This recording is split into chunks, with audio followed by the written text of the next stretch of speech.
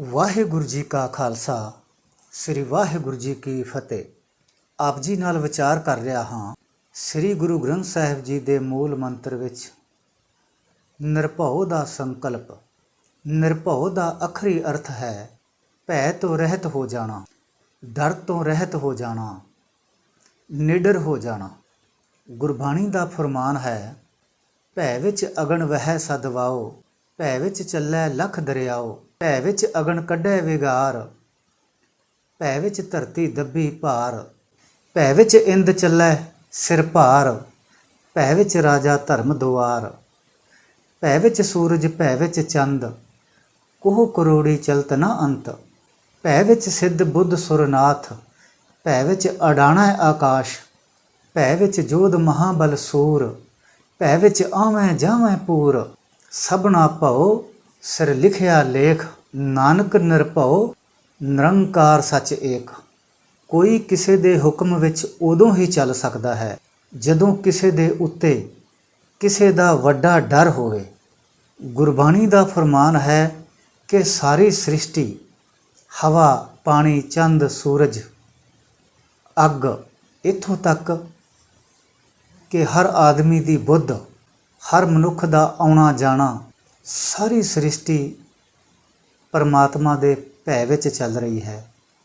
ਇੱਕ ਉਹ ਨਿਰੰਕਾਰ ਹੀ ਨਿਰਭਉ ਹੈ। ਪਰ ਗੁਰਬਾਣੀ ਨੂੰ ਪੜ੍ਹ ਕੇ, ਗੁਰਬਾਣੀ ਨੂੰ ਵਿਚਾਰ ਕੇ ਇੱਕ ਇਹ ਸਮਝ ਪੈਂਦੀ ਹੈ ਕਿ ਇਸ ਧਰਤੀ ਉੱਤੇ ਕੇਵਲ ਇੱਕ ਮਨੁੱਖ ਐਸਾ ਜੀਵ ਹੈ ਜੋ ਨਿਰਭੈ ਪਦ ਨੂੰ ਪਾ ਸਕਦਾ ਹੈ, ਜੋ ਨਿਰਭੈ ਅਵਸਥਾ ਬਣਾ ਸਕਦਾ ਹੈ। ਮਨੁੱਖ ਨਿਰਭਉ ਹੋ ਸਕਦਾ ਹੈ, ਮਨੁੱਖ ਪਰਮਾਤਮਾ ਹੀ ਹੋ ਸਕਦਾ ਹੈ। ਮਨੁੱਖ ਦੇ ਸਾਹਮਣੇ ਦੋ ਤਰ੍ਹਾਂ ਦੇ ਡਰ ਹਨ।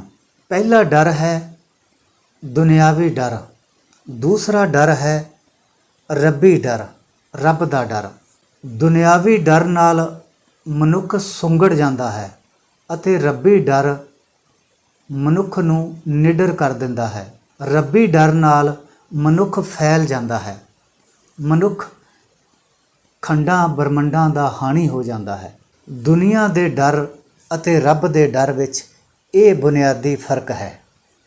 ਗੁਰਬਾਣੀ ਅਨੁਸਾਰ ਮਨੁੱਖ ਨੂੰ ਦੁਨਿਆਵੀ ਡਰ ਨਹੀਂ ਹੋਣਾ ਚਾਹੀਦਾ, ਕਿਉਂਕਿ ਨਿਡਰ ਮਨੁੱਖ ਹੀ ਧਰਮੀ ਹੋ ਸਕਦਾ ਹੈ। ਡਰਪੋਕ ਮਨੁੱਖ ਕਦੇ ਵੀ ਧਰਮੀ ਨਹੀਂ ਹੋ ਸਕਦਾ। ਇਸ ਲਈ ਹਰ ਮਨੁੱਖ ਦਾ ਫਰਜ਼ ਹੈ ਕਿ ਉਹ ਨਿਰਭੈ ਹੋਵੇ। ਹਰ ਮਨੁੱਖ ਡਰ ਤੋਂ ਮੁਕਤ ਹੋਵੇ। ਮਨੁੱਖ ਨੂੰ ਦੁਨਿਆਵੀ ਡਰ ਤੋਂ ਉੱਚੇ ਉੱਠਣਾ ਪਵੇਗਾ। ਮਨੁੱਖ ਨੂੰ ਦੁਨਿਆਵੀ ਡਰ ਨਹੀਂ ਚਾਹੀਦਾ। ਫਿਰ ਦੂਜਾ ਡਰ ਹੈ ਰੱਬੀ ਡਰ। ਹਰ ਮਨੁੱਖ ਦੇ ਅੰਦਰ, ਹਰ ਮਨੁੱਖ ਨੂੰ ਰੱਬੀ ਡਰ ਜ਼ਰੂਰ ਹੋਣਾ ਚਾਹੀਦਾ ਹੈ, ਕਿਉਂਕਿ ਜੇਕਰ ਕੋਈ ਮਨੁੱਖ ਭਲਾ ਹੈ, ਜੇਕਰ ਕੋਈ ਮਨੁੱਖ ਚੰਗਾ ਹੈ, ਤਾਂ ਉਹ ਕੇਵਲ ਰੱਬੀ ਡਰ ਕਰਕੇ ਹੀ ਹੈ। ਵੈਸੇ ਇਸ ਦੁਨੀਆ ਉੱਤੇ ਦੋ ਤਰ੍ਹਾਂ ਦੇ ਬੰਦੇ ਹੀ ਨਿਰਭੈ ਹੁੰਦੇ ਹਨ, ਦੋ ਤਰ੍ਹਾਂ ਦੇ ਬੰਦੇ ਹੀ ਡਰ ਨਿਡਰ ਹੁੰਦੇ ਹਨ। ਪਹਿਲਾ ਬੰਦਾ ਉਹ ਹੈ ਜਿਸ ਨੇ ਇਸ ਜੀਵਨ ਦੀ ਲੀਲਾ ਨੂੰ, ਜਿਸ ਨੇ ਇਸ ਜੀਵਨ ਦੀ ਸੱਚਾਈ ਨੂੰ ਸਮਝ ਲਿਆ, ਇਸ ਜੀਵਨ ਦੀ ਲੀਲਾ ਨੂੰ ਸਮਝ ਕੇ ਇਸ ਜੀਵਨ ਤੋਂ ਪਾਰ ਚਲਾ ਗਿਆ। ਉਹ ਬੰਦਾ ਨਿਰਭਉ ਹੋਵੇਗਾ, ਉਹ ਬੰਦਾ ਨਿਡਰ ਹੋਵੇਗਾ। ਦੂਸਰਾ ਬੰਦਾ ਉਹ ਨਿਰਭਉ ਹੈ ਜਿਸ ਨੂੰ ਅਜੇ ਜੀਵਨ ਦੀ ਕੋਈ ਸਮਝ ਹੀ ਨਹੀਂ, ਜੋ ਮੰਦ ਬੁੱਧ ਹੈ। ਫਿਰ ਜਿਸ ਆਦਮੀ ਵਿੱਚ ਬੁੱਧੀ ਹੀ ਨਹੀਂ, ਉਹ ਤੇ ਕੇਵਲ ਪੱਥਰ ਵਰਗਾ ਹੋਵੇਗਾ। ਪੱਥਰ ਨੂੰ ਫਿਰ ਕਿਸ ਚੀਜ਼ ਦਾ ਭਉ ਹੈ। ਇਸ ਲਈ ਭੈ ਨੂੰ ਸਮਝਣ ਵਾਸਤੇ ਵੀ ਥੋੜ੍ਹੀ ਬੁੱਧੀ ਦਾ ਹੋਣਾ ਜ਼ਰੂਰੀ ਹੈ। ਭੈ ਵਾਸਤੇ ਵੀ ਮਨੁੱਖ ਵਿੱਚ ਕੁਝ ਬੁੱਧੀ ਚਾਹੀਦੀ ਹੈ। ਪਹਿਲਾਂ ਅਸੀਂ ਦੁਨਿਆਵੀ ਡਰ ਦੀ ਵਿਚਾਰ ਕਰਾਂਗੇ ਕਿ ਭੈ ਕੀ ਹੈ, ਅਸੀਂ ਭੈ ਤੋਂ ਕਿਉਂ ਮੁਕਤ ਹੋਣਾ ਹੈ। ਸ਼ਾਇਦ ਇਸ ਦੁਨੀਆ ਵਿੱਚ ਪਸ਼ੂ ਪੰਛੀ ਇੰਨੇ ਡਰੇ ਹੋਏ ਨਹੀਂ ਜਿੰਨੇ ਅਸੀਂ ਮਨੁੱਖ ਆਪਣੇ ਆਪ ਤੋਂ, ਆਪਣੇ ਜੀਵਨ ਵਿੱਚ ਡਰੇ ਹੋਏ ਹਾਂ। ਚਿੰਤਾ ਕੀ ਹੈ? ਚਿੰਤਾ ਸਾਡੇ ਅੰਦਰ ਡਰ ਦਾ ਫਲ ਹੈ। ਚਿੰਤਾ ਸਾਡੇ ਡਰ ਵਿੱਚੋਂ ਹੀ ਪੈਦਾ ਹੁੰਦੀ ਹੈ। ਜਿਸ ਮਨੁੱਖ ਕੋਲ ਘੱਟ ਰਿਜ਼ਕ ਹੈ ਉਹ ਆਪਣੇ ਭਵਿੱਖ ਲਈ ਚਿੰਤਾਤੁਰ ਹੈ। ਜਿਸ ਮਨੁੱਖ ਕੋਲ ਬਹੁਤ ਰਿਜ਼ਕ ਹੈ ਉਹ ਮਨੁੱਖ ਇਸ ਗੱਲ ਤੋਂ ਡਰਿਆ ਹੋਇਆ ਹੈ ਕਿ ਕਿਤੇ ਮੇਰੇ ਕੋਲੋਂ ਇਹ ਰਿਜ਼ਕ ਖੁੱਸ ਨਾ ਜਾਵੇ। ਇਸ ਦੁਨੀਆ ਵਿੱਚ ਲੱਖਾਂ ਵਿੱਚੋਂ ਕਿਸੇ ਇੱਕ ਅੱਧ ਨੂੰ ਛੱਡ ਕੇ ਗਰੀਬ ਸਾਰੇ ਧਰਮ ਕਰਮ ਆਪਣੀਆਂ ਲੋੜਾਂ ਆਪਣੀਆਂ ਮੰਗਾਂ ਲਈ ਡਰਿਆ ਹੋਇਆ ਕਰਦਾ ਹੈ। ਇੱਕ ਅਮੀਰ ਸਾਰੇ ਧਰਮ ਕਰਮ ਇਸ ਲਈ ਕਰਦਾ ਹੈ ਕਿ ਕਿਤੇ ਪਰਮਾਤਮਾ ਨਾਰਾਜ਼ ਨਾ ਹੋ ਜਾਵੇ। ਗੱਲ ਸਾਫ਼ ਹੈ, ਜੇਕਰ ਅਸੀਂ ਇਹ ਸਾਰੇ ਧਰਮ ਕਰਮ ਧਰਮੀ ਹੋਣ ਲਈ ਕਰਦੇ ਹੁੰਦੇ ਤਾਂ ਹੁਣ ਤੱਕ ਅਸੀਂ ਪਰਮਾਤਮਾ ਹੋ ਜਾਣਾ ਸੀ। ਫਿਰ ਕੋਈ ਜਾਤ ਪਾਤ ਨਹੀਂ ਹੋਣੀ ਸੀ, ਫਿਰ ਕੋਈ ਛੋਟਾ ਵੱਡਾ ਨਹੀਂ ਹੋਣਾ ਸੀ, ਫਿਰ ਸਮਾਜ ਵਿੱਚ ਇੰਨਾ ਦੁੱਖ ਨਹੀਂ ਹੋਣਾ ਸੀ, ਫਿਰ ਸਮਾਜ ਦਾ ਨਕਸ਼ਾ ਕੁਝ ਹੋਰ ਹੋਣਾ ਸੀ। ਜ਼ਾਹਰ ਹੈ ਕਿ ਲੱਖਾਂ ਵਿੱਚੋਂ ਕਿਸੇ ਇੱਕ ਨੂੰ ਛੱਡ ਕੇ ਬਾਕੀ ਅਸੀਂ ਸਾਰੇ ਧਰਮ ਕਰਮ ਡਰੇ ਹੋਏ ਕਰ ਰਹੇ ਹਾਂ। ਅਸੀਂ ਧਰਮੀ ਹੋਣ ਲਈ ਨਹੀਂ ਕਰਦੇ। ਕਿਸੇ ਵਿਰਲੇ ਮਨੁੱਖ ਨੂੰ ਛੱਡ ਕੇ ਬਾਕੀ ਅਸੀਂ ਦੁਨੀਆ ਦੇ ਸਭ ਮਨੁੱਖਾਂ ਨੇ ਆਪਣੇ ਸਿਰ ਉੱਤੇ ਤਰ੍ਹਾਂ ਤਰ੍ਹਾਂ ਦੇ ਭੈ ਦੀ ਤਰ੍ਹਾਂ ਤਰ੍ਹਾਂ ਦੇ ਡਰ ਦੀ ਪੰਡ ਚੁੱਕੀ ਹੋਈ ਹੈ। ਮੈਂ ਤਾਂ ਇਹ ਵੀ ਸੁਣਿਆ ਹੈ ਕਿ ਓਪਰੀ ਆਤਮਾ ਭੂਤ ਪ੍ਰੇਤ ਜਿਸ ਨੂੰ ਕਹਿੰਦੇ ਹਾਂ, ਉਹ ਓਪਰੀ ਆਤਮਾ ਉਸ ਮਨੁੱਖ ਵਿੱਚ ਪ੍ਰਵੇਸ਼ ਕਰਦੀ ਹੈ ਜੋ ਮਨੁੱਖ ਅੰਦਰੋਂ ਬਹੁਤ ਡਰਿਆ ਹੋਇਆ ਹੈ, ਜੋ ਮਨੁੱਖ ਅੰਦਰੋਂ ਜ਼ਿਆਦਾ ਕਮਜ਼ੋਰ ਹੈ। ਦੂਜਾ ਡਰ ਹੈ ਪਰਮਾਤਮਾ ਦਾ ਡਰ, ਪਰਮਾਤਮਾ ਦਾ ਭੈ। ਗੁਰਬਾਣੀ ਦਾ ਫਰਮਾਨ ਹੈ, ਜਿਉਂ ਬਸੰਤਰ ਧਾਤ ਸੁਧ ਹੋਏ ਤਉ ਹਰ ਕਾ ਭਉ ਦੁਰਮਤ ਮਹਿਲ ਗਵਾਏ।